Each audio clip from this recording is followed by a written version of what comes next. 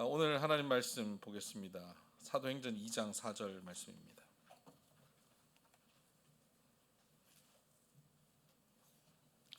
우리 같이 한번 읽어볼까요? 시작. 그들이 다 성령의 충만함을 받고 성령이 말하게 하심을 따라 다른 언어들로 말하기를 시작하니라. 아멘. 찬양팀이 앞에 이렇게 같이 찬양하니까 너무 좋죠? 네, 박경민 간사님 또 우리 찬양팀 수고하고 애쓰는데 힘내라고 감사하다고 박수 한번 주세요.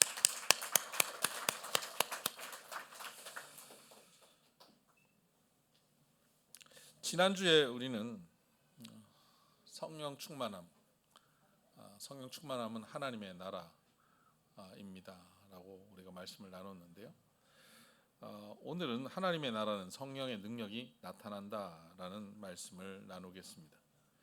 우리는 다 하나님의 나라인데 하나님의 나라는 성령의 능력이 나타나게 되어 있습니다.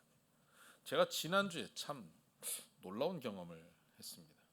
깜짝 놀랐습니다. 어떻게 이런 일이 있을 수 있나 싶었습니다. 여러 사람들이 저한테 책 좀 출판하시라고 그렇게 권한 분들이 많습니다. 그동안 설교나 논문도 좀 책으로 좀 내는 게 어떻겠냐.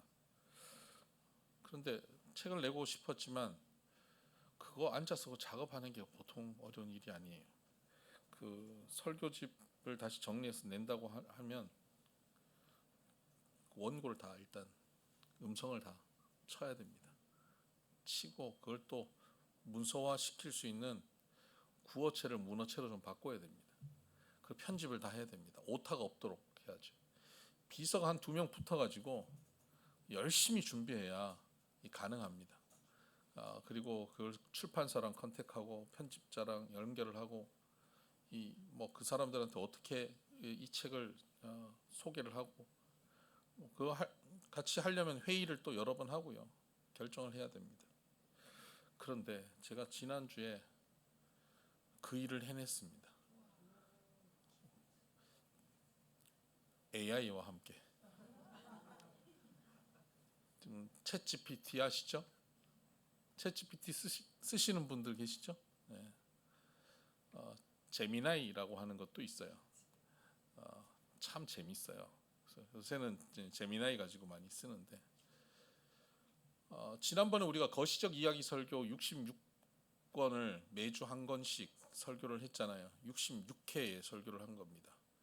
그걸 한 번에 책 내려니까 너무 많아서 성경 내 삶의 드라마가 되다 이런 제목을 가지고 각 파트별로 이제 1부, 2부, 3부, 1권, 2권, 3권, 4권 이런 식으로 책을 만드는데 첫 번째 권을 시가서와 선지서 몇 개를 엮어서 불의한 사람과 정의로운 세상에 대한 말씀을 정리를 했습니다. 왜 불의한 사람이 정의로운 사람보다 더 복을 받고 사는지, 왜 그 사람들의 그 불의함을 하나님이 침묵하시는지, 왜 우리는 고난을 받고 있는지, 이런 질문에 대한 답입니다. 그런 책을 정리를 하고 그 각 챕터마다 성경 공부 교재와 그 성경의 설교 말씀을 각 사람에게 적용할 수 있도록 각 사람의 MBTI 성향에 맞는 적용 질문까지 담았습니다. 그러니까 얼마나 많은 일들을 했겠습니까? 근데 챗 GPT랑 저랑 뚝딱 한 몇 시간 만에 정리를 했습니다. 그랬더니 제미나이가 저한테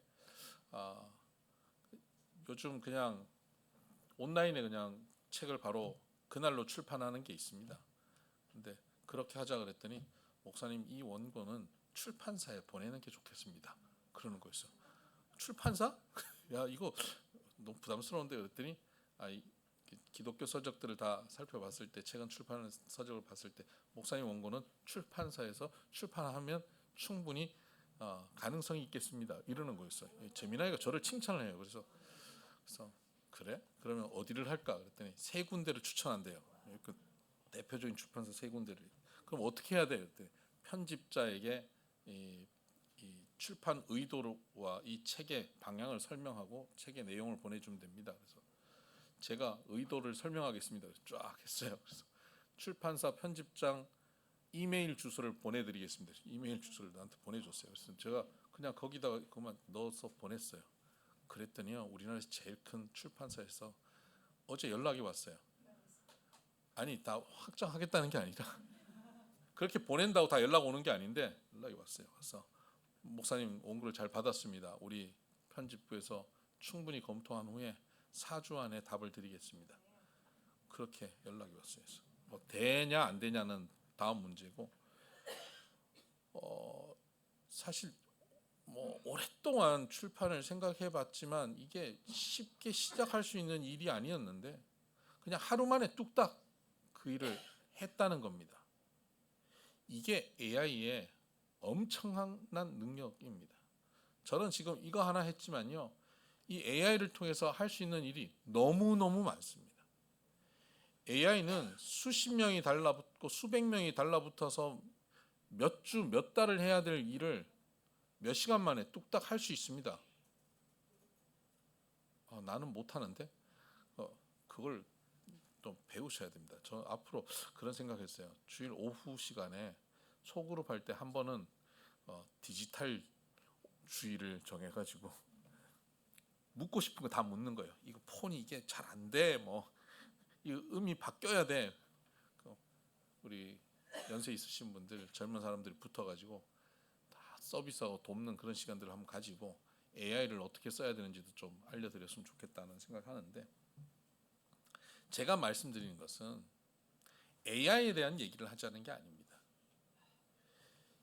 만약에 우리 상상력을 동원해서 영화적인 상상력을 가지고 한번 이런 상상을 한번 해봅시다. 지금 2025년에 우리가 쓰고 있는 챗GPT나 제미나이나 뭐 퍼블리스티나 뭐 이런 AI들이 있거든요. 그런 AI의 기능들을 2000년도를 살고 있던, 우리가 2000년도를 살았잖아요. 2000년도를 살고 있는 2000년을 사는 우리들에게 이 25년도의 AI의 기능을 사용할 수 있는 컴퓨터가 우리 손에 들려 있게 됐다. 한번 영화적인 상상력을 가지고 한번 생각해 봅시다. 우리는 2000년을 살고 있는데 2025년에 챗GPT를 사용할 수 있는 거예요. 남들은 못 쓰는데 나 혼자 전 세계에서 유일하게. 어떤 일이 벌어질까요? 천재라는 소리를 듣겠죠. 아마 이 시대의 영웅이라고 그럴 겁니다. 그 당시 2000년대 기억났어요? 황우석 박사, 시대의 영웅처럼 막 또 불렸죠. 그런 존재가 될 겁니다. 저 사람은 신적인 능력을 가졌다, 이렇게 얘기할 겁니다. 모든 건 저분에게 물어봐야 된다. 전 세계가 그 사람에게 주목할 겁니다. 고작 25년 후의 능력을 앞당겨 왔을 뿐인데 그런 평가를 받게 된단 말이에요. 25년 후에는 모든 사람이 쓸 수 있는 능력인데 25년 전에 그 능력을 사용했다고 사람들은 그런 평가를 한다는 겁니다. 자, 다시 레드선 오늘로 돌아옵니다. 2025년 오늘 우리가 삽니다. 우리가 사는데 2050년에 개발되는 AI라든지 기술력을 오늘 우리가 사용한다고 해봅시다. 어떨까요? 동일하지 않겠습니까? 와, 저 사람 누구야? 뭐야? 신적인 능력을 가졌어. 그러지 않겠습니까? 고작 25년 후에 생길 능력을 우리가 사용할 뿐인데 말입니다. 근데 만약에 100년 후에 생기는 기술력, 능력을 우리가 쓴다면, 500년 후에 생길 능력을 사용한다면 어떨까요? 말로 다 표현할 수 없을 것입니다.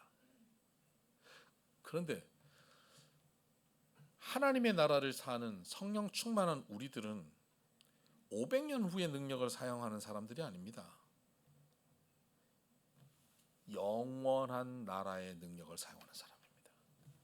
영원부터 영원까지 이르시는 성령 하나님의 능력을 우리가 누리는 사람들이 하나님 나라의 백성입니다. 우리는 하나님 나라의 백성이기 때문에 하나님 나라의 능력이 우리에게 공급될 수밖에 없습니다. 우리에게만 그 능력이 나타나게 되어 있습니다. 우리는 25년 후의 능력이 아닌 영원한 능력을 여기 가져와서 사는 사람이 된다는 것입니다. 그래서 이 영원한 능력, 영원한 기술력으로 사는 사람이기 때문에 우리는 이 땅에서 두려움이 없는 것입니다. 빌립보서 4장 13절을 보면 같이 한번 읽어보십시다. 빌립보서 4장 13절 안 떴나요? 네. 내게 능력 주시는 자 안에서 내가 모든 것을 할 수 있느니라. 뜨나요?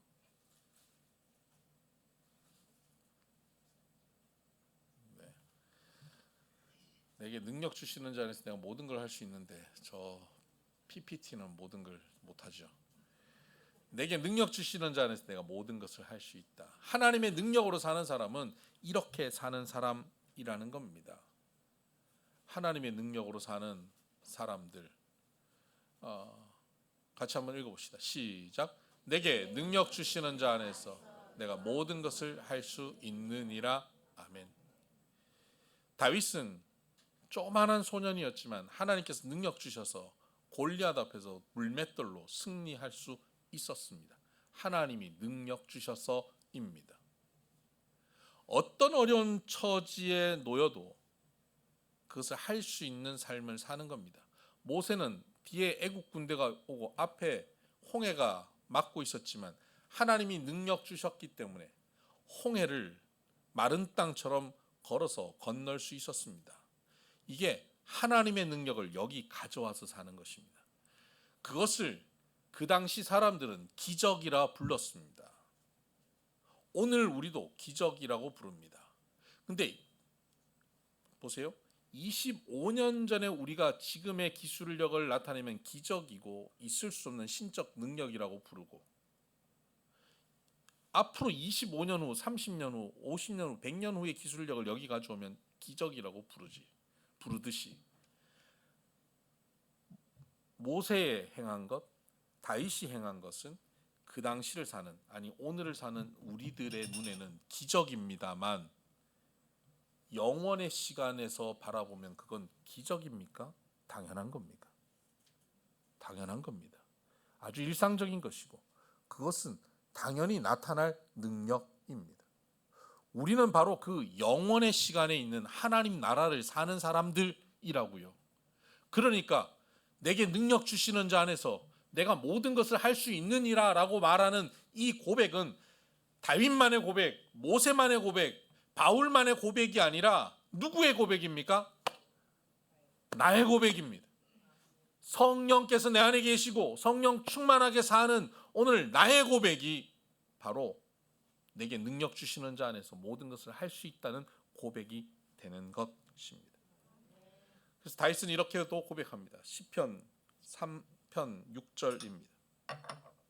같이 읽어볼까요? 시작.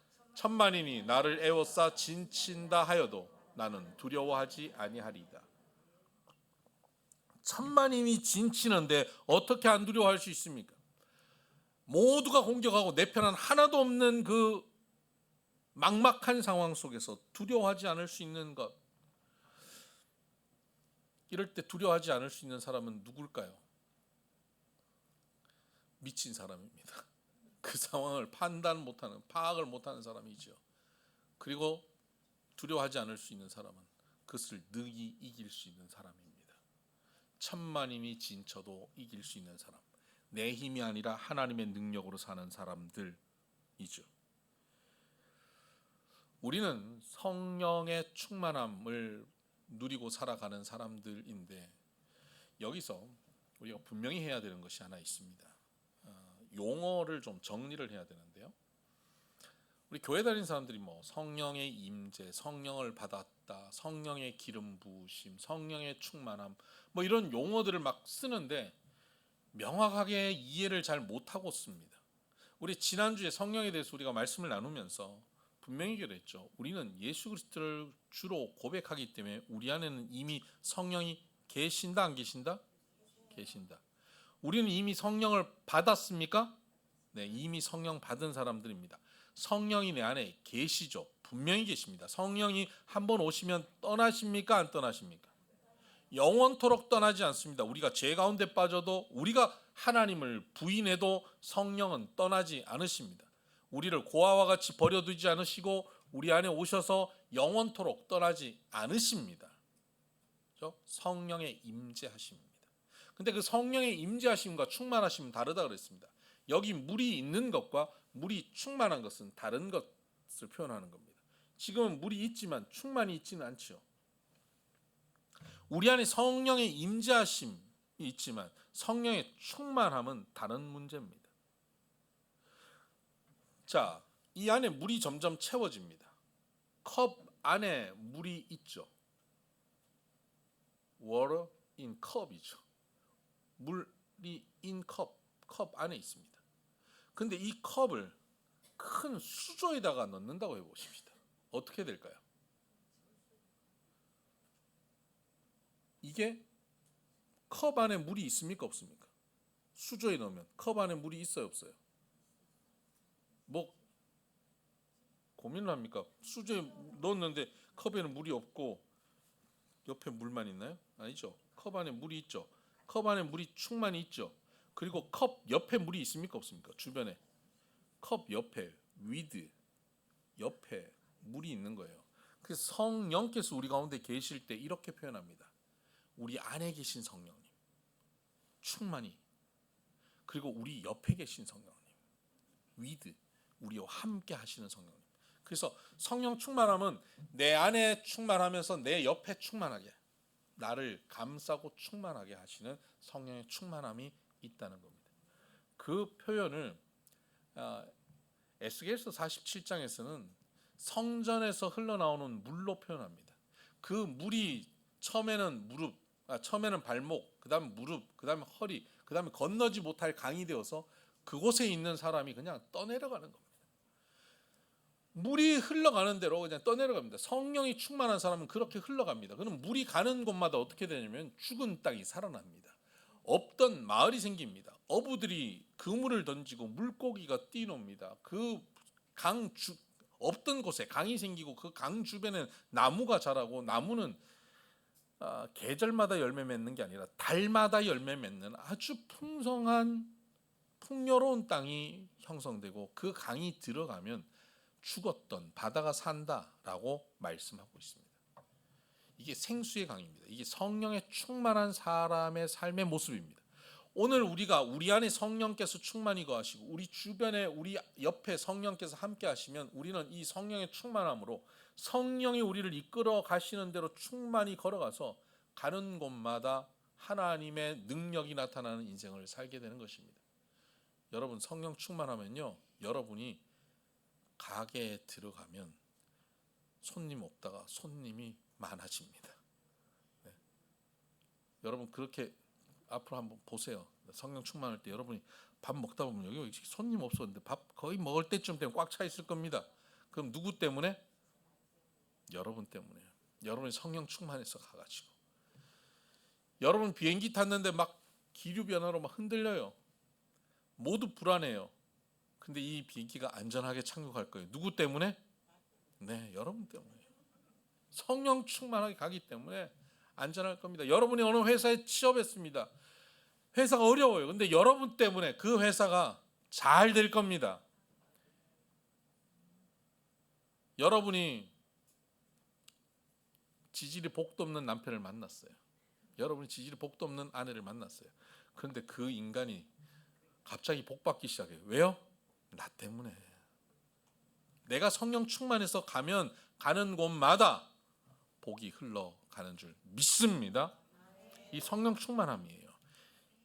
in, with, 내 안에 계신 성령님, 내 옆에 계신 성령님, 성령 충만함입니다. 그런데 성경에 보면 여기 성령께서 우리 가운데 충만하게 역사하시는데 또 한 가지의 모습으로 나타나는 모습이 있습니다. 그건 뭐냐면 위로부터 부어주시는 성령의 충만함이 있습니다. 아니 컵이 지금 수조에 들어가 있어요. 들어가 있는데 이미 충만하잖아요. 옆으로도 충만하고 주변도 충만하고 이 안에도 충만하잖아요. 여기에 뭐 위로부터 무슨 또 부어지는 충만함이 또 필요합니까? 우리는 이미 성령 충만한 사람들입니다. 그런데 교회 와서 찬양하고 기도할 때 성령이여 임하여 주옵소서, 성령이 임하소서. 아니 임했다. 이미 임했다. 근데 뭘 또 임해? 성령의 기름을 부어주셨어요. 성령은 원래 물인데 성령의 기름의 성분도 부어달라는 건가? 그런 거 아니에요. 성령의 기름을 부어줬어. 위로부터 임하여 달라는 겁니다. 아니 지금 이 안에 충분히 있는데, 주변에 충분히 성령의 충만함 가운데 거하여 있는데 왜 위로부터 성령의 기름 부으심을 받으려고 하죠? 이걸 어떻게 설명해야 되나 고민을 하다가 어느 날 대중 목욕탕에서 깨달았어요. 여러분 목욕탕에서 그 깨달음을 얻으면 어떻게 합니까? 유레카 이렇게 소리치고 뛰쳐나와야 되는데 제가 그렇게 뛰쳐나오지는 않았습니다만 목욕탕에서 깨달았어요. 그 목욕탕에 그 조그만한 바가지 있잖아요. 바가지가 탕 안에 들어가 있는 거예요. 바가지 안에 물이 있어요. 바가지 밖에도 물이 있어요. 근데 바가지가 이렇게 있는데 누가 물을 틀었어요. 이런 수도꼭지에서 물이 폭포수처럼 떨어지는데 바가지 떨어져요. 그럼 가만히 거기 밑에 있던 바가지가 어떻게 될까요? 춤을 추기 시작합니다. 움직여요. 우리가 성령의 충만함을 받았어요. 이미 성령 충만해요. 그냥 흘러가요. 가는 곳마다 하나님의 역사가 능력이 나타납니다. 그런데 거기에 때로는 성령의 기름 부으심을 통해서 거기서 춤을 추는 갑작스러운 능력이 나타나요. 거기 막 용오름 뭐 이런 거 있잖아요. 픽 오르는 그런 것들이 나타나기 시작하는 거예요. 이게 위로부터 임하는 능력입니다. 성령 충만한 사람은 성령의 충만함으로 흘러가서 자연스럽게 성령 충만함의 역사가 있지만 또 한 가지는 그곳에 특별한 능력들이 나타나게 됩니다. 성경에 보면 성령 충만함을 두 가지로 표현합니다. 헬라어로 플레레스, 플레테스라고 하는 두 가지의 충만함이라고 하는 단어를 쓰는데요. 플레레스라고 쓰는 단어는 점진적으로 충만함입니다. 여기 충만하려면 점진적으로 충만해지죠. 점진적으로 천천히 올라가죠. 점진적인 충만합니다. 천천히 충만해지는 겁니다. 마치 초승달이 점점 만월이 되듯이 채워지는 겁니다. 이 성령의 충만함입니다. 발목에서 무릎으로, 무릎에서 허리로 이렇게 점점 채워지는 거, 생수의 강이 채워지는 거. 이 성령 충만함, 플레레스의 충만함입니다. 이것을 다른 말로 인격적인 충만함이라고 표현할 수도 있습니다. 성령 충만해진다고 우리가 하루아침에 인격적으로 매우 성숙해지지는 않습니다. 예수 믿고 나 오늘 은혜 받고 눈물 한번 흘렸다고 막 찬양 뜨겁게 한번 하고 기도 막 열심히 했다고 갑자기 그 사람이 인격적으로 매우 훌륭해지지 않아요. 그렇게 기도해놓고 나가가지고 주차 시비 걸면 막 그거 가지고 막 싸우고 돈 몇 푼 가지고 또 막 시비 걸고 막 싸우고 그래요. 그게 예수 믿는 사람들의 모습이에요. 능력에 충만함이 있어요. 막 방언도 하고 막 기적이 일어났다고 하나님이 내게 능력 주셨고 기적 베풀어 주셨다고 막 그렇게 막 거품 물고 얘기하던 사람이 조금 있다가 막 조그마한 문제 하나 가지고 싸우고 심지어 막 세상 욕짓거리를 하면서 싸우기도 해요. 당신 권사 맞아. 내가 교회에서 권사지 밖에서도 권사인 줄 알아 이 여자야. 뭐 이러면서 우리 교회 얘기는 아닙니다. 그렇게 성령의 능력적인 충만함이 있는데 인격의 충만함은 그렇게 빨리 자라지 않아요. 점진적으로 자랍니다. 근데 또 하나 플레테스의 충만함이 있습니다. 그것은 능력적인 충만함입니다. 일시적으로 나타납니다. 성령 충만하지 않던 사람이 갑자기 아무 생각 없이 교회 와서 앉아 있는데 막 찬양 뜨겁게 하고 말씀 듣고 막 기도하는데 갑자기 막 마음이 뜨거워져요. 눈물이 막 나요. 그때 입술이 열려서 막 기도하게 돼요. 그 순간 그 자리에 임재하시는 성령의 능력적 충만함이 있어요. 이 바가지 물이 막 쏟아져서 막 춤추게 하는 그 능력적 충만함, 그 일시적인 충만함입니다. 그때 나타나는 충만함이에요. 그때 충만하다고 그 다음에 또 충만합니까? 물 꺼버리면 안 충만해요. 춤추는 게 멈춰집니다. 그래서 이 기름 부으심, 능력적 충만함은 일시적인 거기 때문에 반복적으로 계속 구하면서 그 능력이 나타나야만 가능한 겁니다. 플레테스의 충만함이 바로 그 능력적 충만함을 얘기합니다. 오늘 우리는 바로 이 능력적 충만함을 좀 집중해 보려고 합니다. 이 능력적 충만함이 나타나는 사람은 천만인이 진치고 애워싸도 두렵지 않다고 고백하게 되죠. 내 능력으로 살지 않습니다. 이 능력적으로 충만한 사람들의 특징이 뭔지 아십니까? 능력이 충만하니까 주로 근육질일까요, 아닐까요? 그거 상관없죠. 능력으로 충만하니까 망토 하나 메고 이렇게 초능력자처럼 이렇게 다녀야 되나요? 그건 정신병자죠. 능력적인 충만함을 가진 사람은 어떻게 보입니까? 약간 신령해 보이나요, 아니나요? 목소리도 이게 그냥 이런 맑은 목소리가 아니라 기도 많이 하니까 허스키하게 할렐루야도 할렐루야 이렇게 안 하고 할렐루야 이러면 좀 능력이 좀 있어 보입니까? 근데 우리는 이런 데 다 속아요. 이런 데 능력 있는 줄 알고 신령한 줄 알고 그걸 흉내내려고 하고 그런 분들도 계셔요. 근데 이게 능력적 충만함의 특징은 그런 모습에 있지 않습니다. 그 특징은 여기에 있습니다. 시편 4편 8절입니다. 시편 4편 8절 한번 보십시다. 같이 읽어볼까요? 시작. 내가 평안히 눕고 자기도 하리니 나를 안전히 살게 하시는 이는 오직 여호와이시니라. 아멘. 내가 평안히 눕고 자기도 한다. 나를 안전히 살게 하시는 분은 오직 여호와시다. 하나님의 능력이 나타나기 때문에 그 사람은 어떤 사람이냐면 평안히 눕고 잘 수 있는 사람입니다. 예수님께서 말씀하셨죠. 내가 너희에게 평안을 주노라. 세상이 줄 수 없는 평안을 너희에게 준다. 하나님의 능력, 성령의 능력이 나타나는 사람은 이 평안이 나타나는 사람입니다.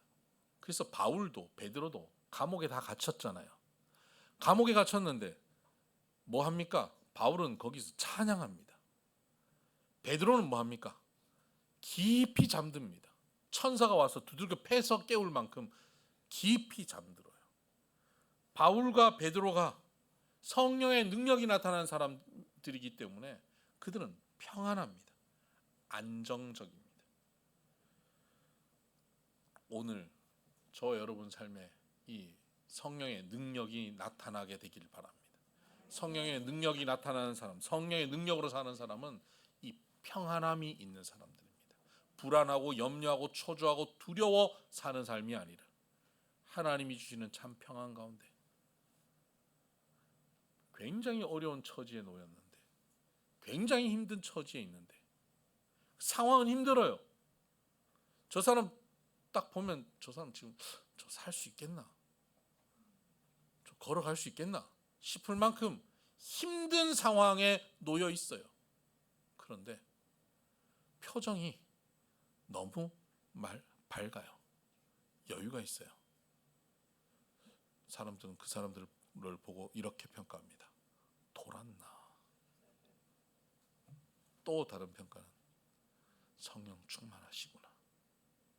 여러분, 성령 충만한 사람으로 평안을 누리며 살게 되기를 주의 이름으로 축복합니다. 성령 충만함을 고린도전서 12장 7절 이후에 보면 성령의 충만함을 이렇게 은사로 표현하고 있습니다. 고린도전서 12장 12장 고린도전서 목사님 그 앞에 더 앞에 없나요? 12장 없나요? 네, 우리가 찾아보시죠. 제가 그건 안 드렸구나. 고린도전서 12장 7절 보십시다. 각 사람의 성령의 나타내심은 유익하게 하려 하심이라. 어떤 사람에게는 성령으로 말미암아 지혜의 말씀을, 어떤 사람에게는 같은 성령을 따라 지식의 말씀을, 다른 사람에게는 같은 성령으로 믿음을, 어떤 사람에게는 한 성령으로 병 고치는 은사를, 어떤 사람에게는 능력 행함을, 어떤 사람에게는 예언함을, 어떤 사람에게는 영들 분별함을, 어떤 사람들에게는 각종 방언 말함을, 어떤 사람에게는 방언들 통역함을 주시나니 이 모든 일을 같은 한 성령이 행하사 그의 뜻대로 각 사람에게 나누어 주시는 것이니라. 성령의 능력, 성령의 은사에 대해서 말하는데 성령의 나타남이라고 표현합니다. 여러분, 성령의 나타남 보세요. 여기 이렇게 물이 있는데요. 물이 이렇게 나타나죠. 물이 밖으로 나타나죠. 우리가 성령이 충만하면 여기서 우리한테 성령이 흘러 넘쳐서 나타납니다.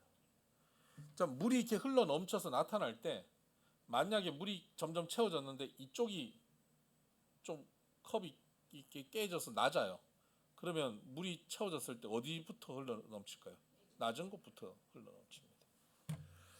성령의 능력이 우리 가운데 나타날 때 우리 가운데 우리에게 성령이 흘러 넘쳐 나타나기 쉬운 영역부터 나타나기 시작합니다. 여기 보면 지혜 은사, 지식 은사, 병고침, 능력 행함 다양한 은사들이 있는데 모든 사람들에게 이런 은사들이 나타날 수도 있지만 가득 나타날 수 있지요. 그런데 특별히 어떤 사람에게는 이런 은사, 어떤 사람인 저런 은사들이 더 강력하게, 더 빨리 나타납니다. 어떤 사람에게 이런 은사들이 나타나냐면 지혜 은사는 특히 우리 청소년들, 공부하는 학생들 잘 들어야 돼요. 지혜 은사는 어떤 사람들에게 나타나냐? 여호와를 경외하는 것이 지혜의 근본이라고 말했습니다. 여호와를 경외하는 사람에게 지혜의 은사가 더 빨리 나타납니다. 경외라고 하는 게 뭡니까? 하나님을 두려워하는 겁니다. 하나님을 인정하는 겁니다. 내 삶의 모든 영역에서 하나님을 인정하는 사람에게는 지혜의 은사가 나타납니다. 내 생각, 내 주장, 내 입장을 얘기하는데 초점 맞추고 사는 게 아닙니다. 그러니까 우리 이런 말 자주 하죠. 내 생각에는 그건 내가 생각해 볼 때는. 혹시 여러분 그렇게 많이 하고 사십니까? 누구나 그렇게 하고 살 텐데요. 그걸 줄이는 겁니다. 내 생각은 이렇지만 하나님의 뜻은 내가 지금 잘 모르겠다. 하나님의 뜻을 늘 구하는 거예요. 하나님 말씀해 주세요. 하나님의 뜻은 뭡니까? 하나님의 마음은 뭡니까? 여기에 초점을 늘 맞추고 사는 사람입니다. 거기에 초점을 맞추는 사람, 내 뜻, 내 생각이 아니라 하나님의 뜻, 하나님 생각에 초점을 맞추는 사람에게는 지혜의 능력이 생깁니다. 지혜의 능력이라고 하는 것은 하나님의 뜻, 하나님의 마음이거든요. 온 우주 만물을 하나님께서 창조하셨잖아요. 그 모든 만물의 원리는 바로 하나님의 뜻 안에 있는 거예요. 물리를 공부할 때 그 물질의 원리를 공부하는 거잖아요. 그래서 물리학을 공부한다면 그 물질을 창조하신 하나님의 마음의 원리를 알아야 하는 거예요. 수학을 공부한다면 그 수학의 원리를 알아야 되는 거예요. 그 원리는 어디냐? 하나님의 뜻, 하나님 마음에 있는 거예요. 그래서 지혜를 가질 때 우리가 공부하는 영역, 우리가 연구하는 영역에 가장 근본적인 원리를 하나님께서 주십니다. 그 원리를 깨달아 아는 사람은 가만 보면 그 원리에 의해서 만들어진 결과물들을 이렇게 보면요, 다 보여요. 이 원리로 이렇게 했구나. 이게 다 보입니다. 이 세상의 어떤 어떤 기술의 능력의 원리를 조금만 알아도 그 원리대로 진행한 것이 한눈에 보이잖아요. 그런데 그것의 가장 근원적인 원리인 하나님의 마음을 알게 되면 얼마나 이 땅이 보일까요? 뻔히 보이는 거예요. 사업을 해도 자녀를 키워도 보이는 겁니다. 이게 지혜의 은사입니다. 여러분, 지혜의 은사를 꼭 받으시기를 주의 이름으로 축복합니다. 어떤 사람은 지식의 은사를 쉽게 받는 사람이 있습니다. 지식의 은사라고 하는 건 뭐냐면 하나님의 말씀에 대한 명확한 이 깨달음입니다. 약속의 말씀을 하나님께서 우리에게 주셨잖아요. 구약과 신약에.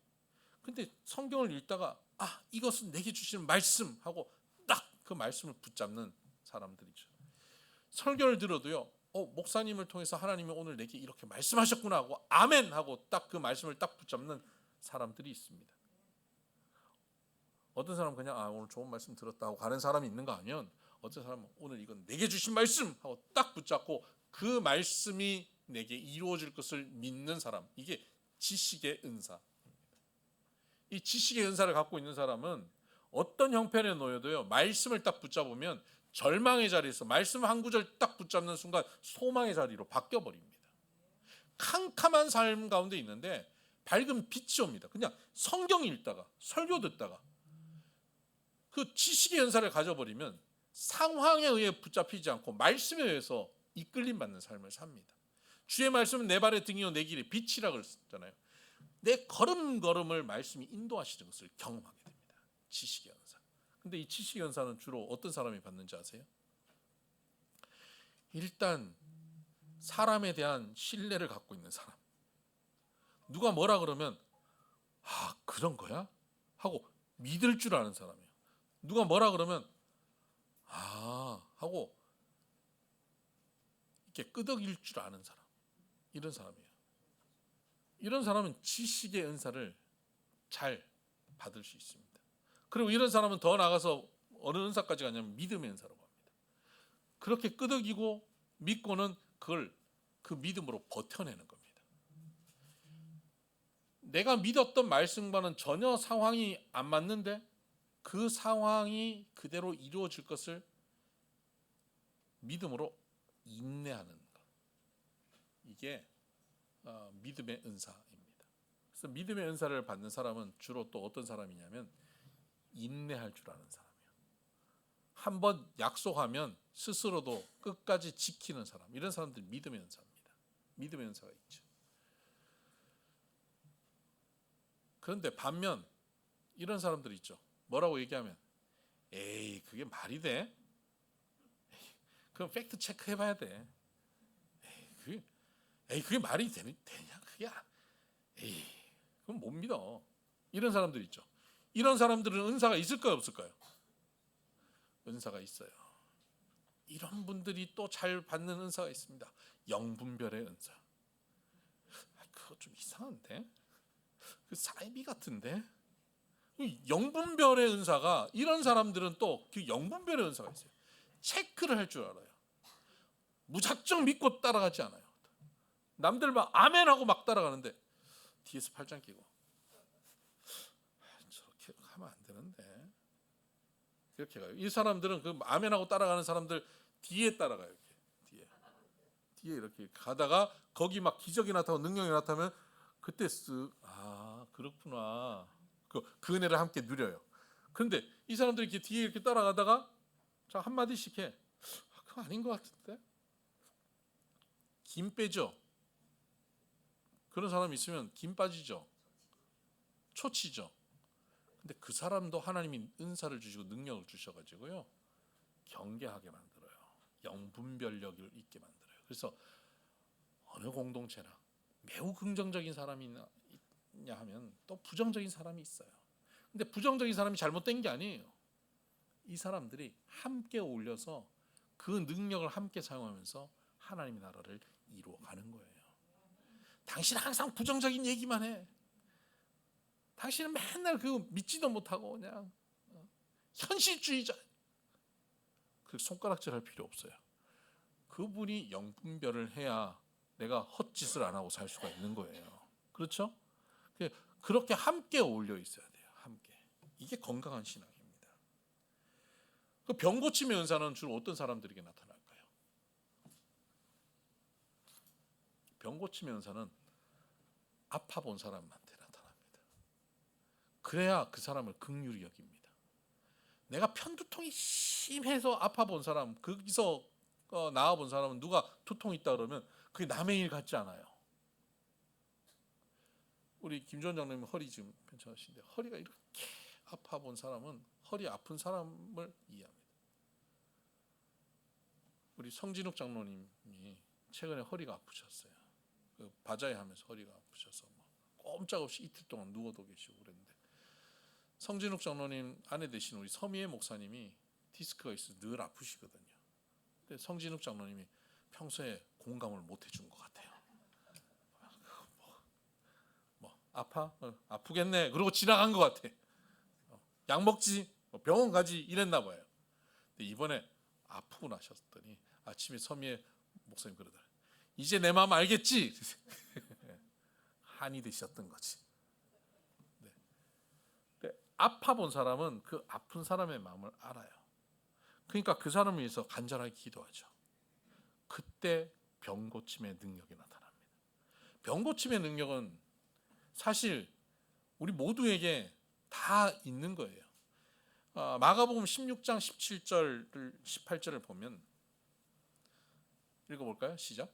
믿는 자들에게는 이런 표적이 따르리니 곧 그들이 내 이름으로 귀신을 쫓아내며 새 방언을 말하며 뱀을 집어올리며 무슨 독을 마실지라도 해를 받지 아니하며 병든 사람에게 손을 얹은즉 나으리라 하시더라. 아멘.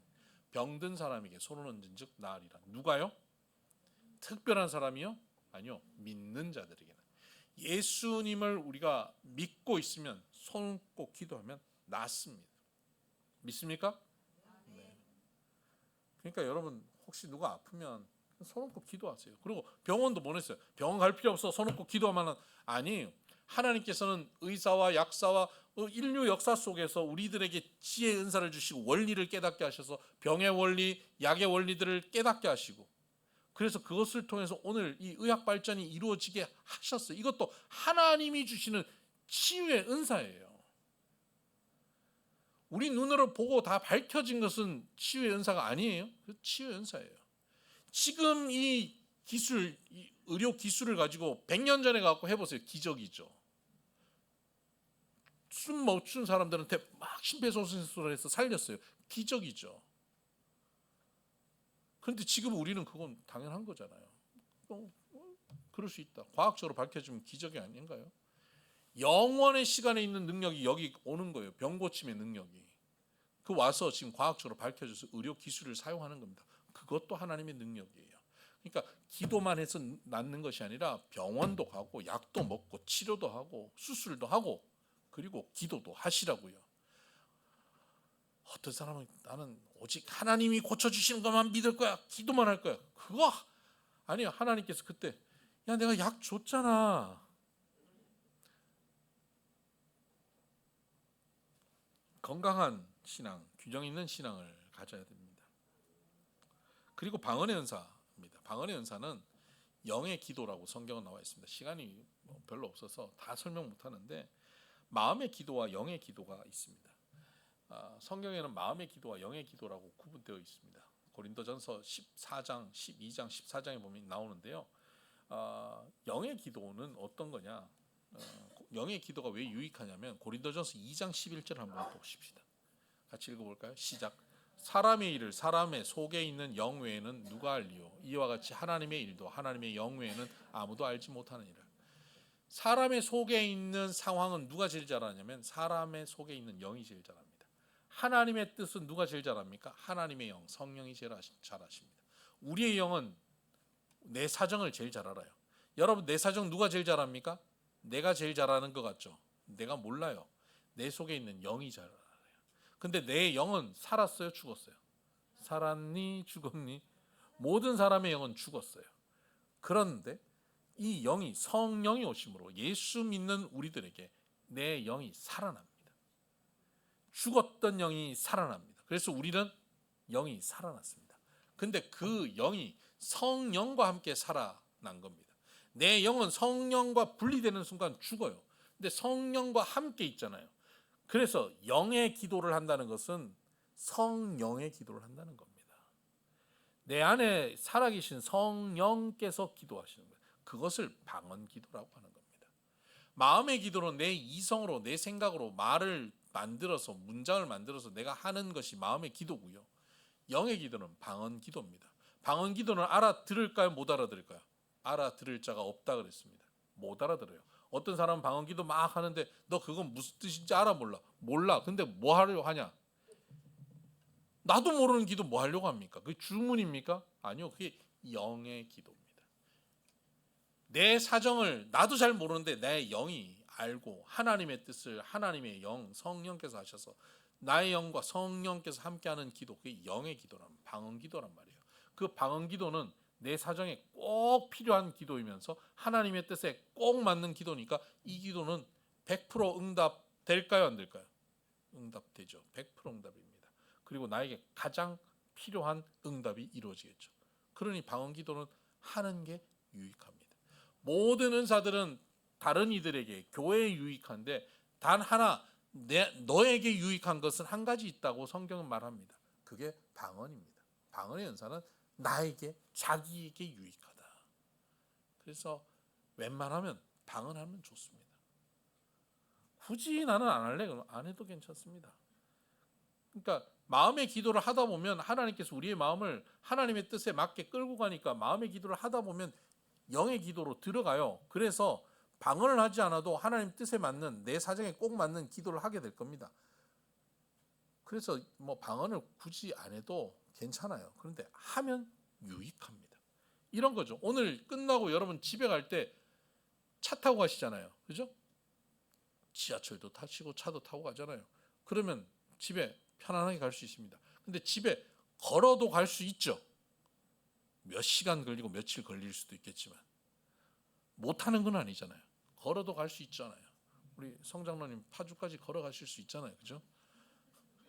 걸어갈 수 있죠. 근데 몇 날 며칠 걸릴 수도 있는 거예요. 근데 차 타고 가면 금방 가는 겁니다. 방언 기도가 그런 겁니다. 영의 기도는 그렇게 기능적으로 내게 유익하단 말이에요. 그러니까 방언 받으면 좋습니다. 방언은 어떻게 받냐? 간절함으로 기도할 때 받습니다. 이게 유익하다는 걸 깨닫고 하나님 내게 방언 주세요라고 간절히 기도하면 받아요. 안 받아지는데요? 받을 때까지 하면 돼요. 어떤 분은 이 방언 기도 교회에서 간절히 기도했는데 못 받았어요. 차 타고 집에 가다가 운전하다가 방언을 받아요. 어떤 분은 왜 우리 교회에서 나만 못 받았어? 그리고 엘리베이터 타고 집에 올라가다가 하나님 나한테도 방언 주세요 랄랄랄라 이렇게 방언을 받는 분도 있어요. 혼자 집에 가서 골방에서 나도 방언 주세요 하다가 방언 받은 분도 있어요. 이거 다 제가 다 듣고 경험한 이야기예요. 제가 이 설교를 하고 이 방언에 대한 사랑, 사모함을 가진 분들이 다 체험한 이야기들을 저한테 한 얘기예요. 엘리베이터 방언도 있고 안방 방언도 있고 차 안 방언도 있어요. 그러니까 여러분들 이 방언을 사모함으로 구하면 받아요. 근데 굳이 나는 안 받겠다. 나는 난 점잖게 기도하는 게 좋다. 랄랄랄라 와샬라 와샤와 이렇게 하는 거는 알아듣지도 못하는 기도가 나 하기 싫다. 안 해도 돼요. 시간은 좀 걸려요. 천천히 가면 돼요. 근데 하면 유익하다. 라는 겁니다. 여기 할 얘기는 훨씬 많지만 더 했다가는 오늘 우리 점심도 못 먹고, 그래서 한 가지만 마지막으로 이 은사에 대해서 다음 주에 좀 더 설명할 텐데 오늘 마지막으로 한 가지만 집중해서 얘기하면, 은사는 너네 잘 먹고 잘 살아라고 하나님이 주시는 능력이 아니에요. 은사는 유익하게 하기 위해서 주셨다라고 말씀하고 있습니다. 아까 우리가 읽었던 고린도전서 12장 7절에 보면 각 사람에게 성령이 나타내시면 유익하게 하려 하십니다. 여기서 유익하다라고 하는 단어가요, 심페로라고 하는 단어인데, 심포니 있잖아요. 그게 뭡니까? 연합하는 거잖아요. 연합한, 함께하는 소리잖아요. 심페로. 우리가 유익하다는 게 뭐냐면 함께 유익해지는 거예요. 나 혼자 잘 되는 것, 나 혼자 잘 먹고 잘 사는 게 아니에요. 하나님 능력 주셔서 기적이 일어나서 우리 사업 잘 돼서 나 돈 많이 벌고 잘 먹고 잘 사고 내 자자손손 복 받게 해주세요. 여기에 하나님 능력 나타나지 않아요. 심페로는 어디에 나타나냐면, 하나님 내 사업을 하나님께서 복되게 하셔서 이 사업을 통해서 하나님 교회를 섬기고 선교 현장을 섬기고 믿지 않는 이들을 섬기고 다음 세대를 섬기는데 하나님 주신 물질을 가지고 쓰겠습니다. 내 주변에 연약한 이들, 가난한 자들을 위해서 하나님 내게 물질 주시면 이것을 함께 나누겠습니다. 우리 회사에서 일하는 직원들의 삶을 더 윤택하게 만들기 위해서 내가 애를 쓰겠습니다. 뭐 이렇게 심패로 함께 유익하게 하는 일, 하나님 나라를 함께 세워가는 일에 내가 초점을 맞추면 거기에 능력이 나타나는 거예요. 하나님 병을 고쳐주시면 내가 건강하게 골프 잘 치고 다니겠습니다. 그게 아니에요. 심패로 건강하게 해주시면 이 건강을 가지고 교회에 헌신하겠습니다. 우리 사랑하는 비선교회 잘 세우는데 내가 헌신하겠습니다. 제가 매주일 가서 내가 제일 먼저 가고 청소하겠습니다. 주보 나누겠습니다. 뭐 의자 정리 제가 앞장서서 하겠습니다. 하나님 건강을 주세요. 그거예요. 그때 하나님께서 능력을 나타내는 겁니다. 돈도 그때 주시는 거예요. 지혜도 그때 주시는 겁니다. 우리가 하나님의 능력을 받을 때 사명을 가지고 초점을 맞출 때 받는 겁니다. 그러면 어떤 사람은 그러겠지. 그럼 이제부터 기도할 때 하나님 나라 위해서 돈 벌게 해주세요. 하나님 나라 위해서 건강하게 해주세요. 이렇게 그것만 앞에 붙이면 되겠구나. 안 속아요. 하나님께서 안 속으셔요. 동기를 보셔요. 우리 마음의 동기를. 진짜 그것을 사명을 어기고 그것을 내 인생의 목적으로 삼고 있느냐. 거기에 초점을 맞출 때 하나님의 능력이 나타나는 삶을 살게 되는 것입니다. 이 하나님의 능력이 우리 사명 가운데 풍성히 나타나서 평안히 자고 쉴 수 있는, 참 평안이 누려지는, 천만인이 둘러진 쳐도 두려워하지 않는 능력 있는 그리스도인으로 살아가기를 주의 이름으로 축복합니다.